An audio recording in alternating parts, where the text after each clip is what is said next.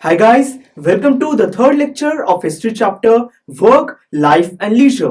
इस लेक्चर में हम बात करेंगे लंदन सिटी में सोशल चेंज के बारे में। तो फिर आइए लेट्स स्टार्ट।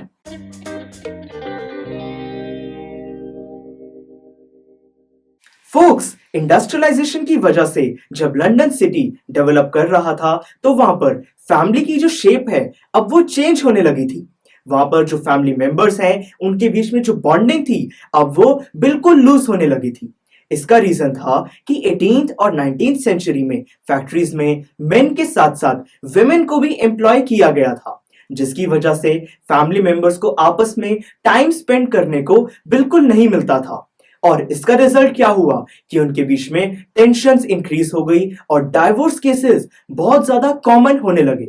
फ्रेंड्स, फिर कुछ टाइम बाद टेक्नोलॉजी की फील्ड में जब एडवांसमेंट आने लगी तब विमेन ने अपनी जॉब्स को लूज करना स्टार्ट कर दिया। जॉब्स लूज करने की वजह से जो विमेन थी अब वो सिर्फ डोमेस्टिक वर्क करती थी, यानी कि हाउस होल्ड वर्क करती थी, और जो मेन थे उनकी डोमिनेंस क्रिएट होने लगी पब्लिक प्लेसेस में।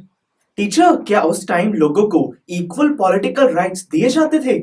नहीं फ्रेंड्स, उस टाइम लोगों को इक्वल पॉलिटिकल राइट्स भी नहीं दिए जाते थे।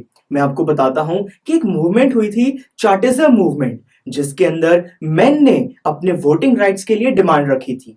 और तो और एक 10 आवर मूवमेंट भी हुई थी, जिसके अंदर मेन ने डिमांड करी थी कि फैक्ट्रीज में उनके लिए लिमिटेड वर्किंग आवर्स हों। तो इससे आप देख सकते हैं कि डे बाय डे सोसाइटी में मेन की डोमिनेंस इंक्रीज हो रही थी। पर फ्रेंड्स, 1870 में विमेन ने भी प्रोटेस्ट किया। उन्होंने राइट टू वोट और राइट टू प्रॉपर्टी की डिमांड करी। फ्रेंड्स, फिर आई 20th सेंचुरी, जिसके अंदर वर्ल्ड वॉर 1 और वर्ल्ड वॉर 2 हुआ। इस टाइम लंदन में वॉर गुड्स की प्रोडक्शन बहुत ज्यादा इंक्रीज कर दी गई और तो और विमेन को भी एम्प्लॉय किया गया। तो इस पूरी चेंज से आप देख सकते हैं कि लंदन में रहने वाले जो लोग थे, आप उनकी वर्क और उनकी लाइफ को समझ सकते हैं। टीचर, इस चैप्टर का नाम है वर्क, लाइफ एंड लीजर।